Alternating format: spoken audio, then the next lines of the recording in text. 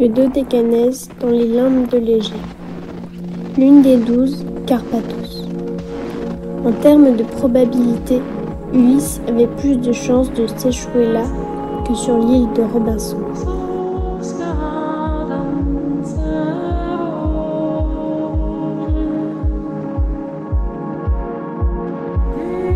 Dodéca, c'est aussi le nombre de dieux grecs. L'aîné, Poséidon, alias Neptune ou l'océan, lors du partage du monde, c'est lui qui chope l'île mythique de l'Atlantide. Au lancer de dés, il avait fait un double 6. Tout est relatif, mathématique, géométrique, physico-hellénique au départ, puis différentiel. Alors, la relativité générale permet la modélisation d'une courbe de l'espace-temps. Puis on module, on déforme, pour permettre à la ligne euclidienne la fonction courbe recherchée. Biaiser le réel pour dériver vers une évasion. Poser le connu.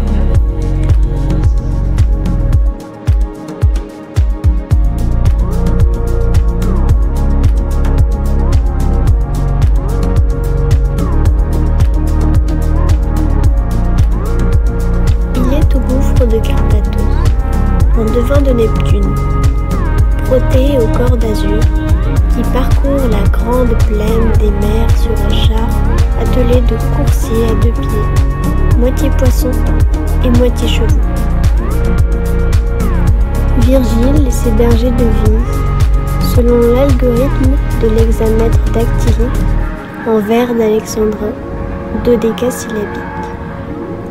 Il chante la nature, source de nostalgie et d'épanouissement, témoin et expression du temps qui passe. Carpathos, l'île du berger Protée, fils de Neptune, une espèce de divinité marine, vieillard de la mer, gardien des troupeaux d'animaux marins de son père, doté du don de prophétie et du pouvoir de se métamorphoser. Son nom ne serait que la transcription de Proïti, la sublime porte, le passage.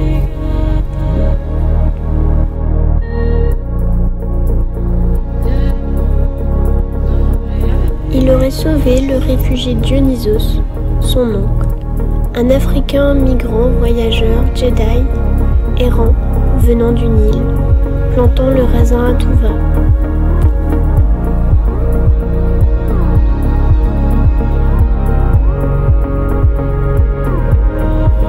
Depuis les vignes de Carpathos, quand on regarde au loin, on entend aussi bien le son du oud que celui du luth amplifié, stratocasté. Quand on se promène sur la montagne, au fil des virages, la bande FM de l'autoradio capte l'Orient quand on vire d'un côté, ou l'Occident quand on vire de l'autre.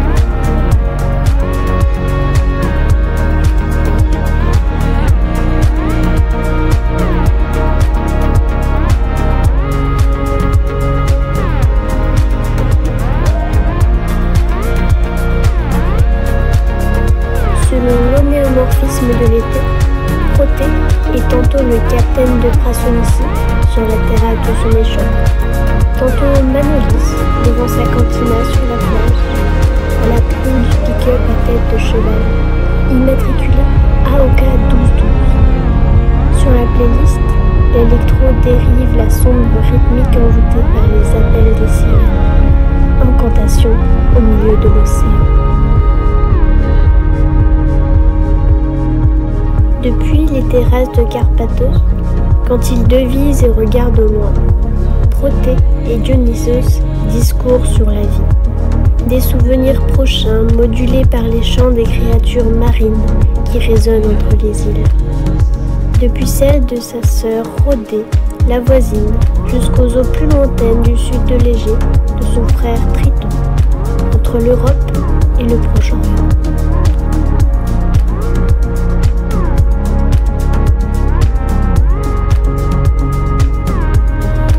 Avant d'être virgilien, Neptune s'appelait Poséidon. Sa femme, Amphitrite ou Salacie, grecque ou latine au fil des ans. Quand il la voit danser sur l'eau, Poséidon en tombe amoureux. mais elle s'enfuit, se perd dans les limbes de Léger. C'est Delphineuse qui la ramène au palais d'or. En récompense, le dauphin se retrouve à voler parmi les astres, aux côtés du scorpion dans le ciel azur de Carpathos, où les poissons volent sous les parasols les jours de pleine lune. Si j'avais eu à choisir entre les 12 constellations du zodiaque de Devil Bay, j'aurais préféré la libellule. Dans le palais du royaume Atlante et sur les plages d'or, jouent et rient les enfants. Triton, Rhodé, Protée, Pélias, Éole.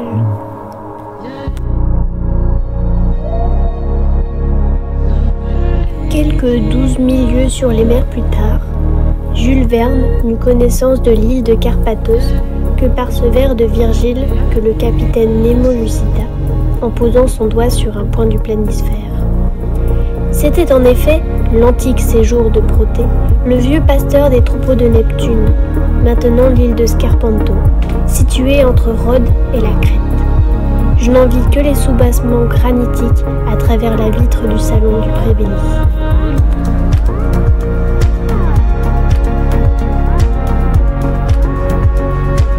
Aujourd'hui, Protée, sous les traits d'Agrilaopotamos souvent, cultive toujours son jardin sur la plage et mène encore son troupeau paître sur les rivages alentours. Il y promène les autres enfants de Poséidon et d'Amphitrite, qui sont également phoques, dauphins, agronoténotiles, nymphes marines, dont les descendantes sont celles qui surfent au soleil de Carpathos.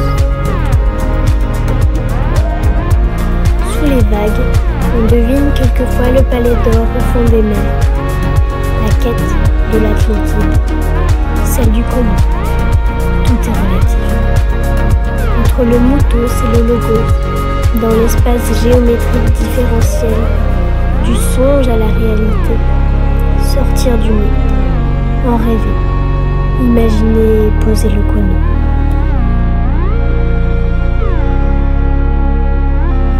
Ainsi parlait Socrate. Que ce ne soit pas une fiction fabriquée, mais une histoire véritable, voilà qui est essentiel. Au sujet des récits de l'Atlantide de Platon, seuls éléments véritables pour mener cette quête.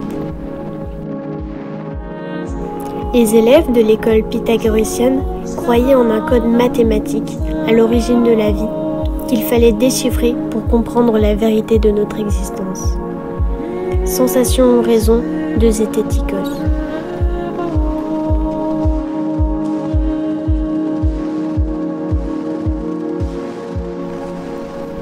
Centre de recherche d'Hercule, auteur des 12 travaux, les théorèmes de Spock, Culo, Bob, Funnel, Kono et Switch, Vulcan, Puneta et Grubik-Chachu.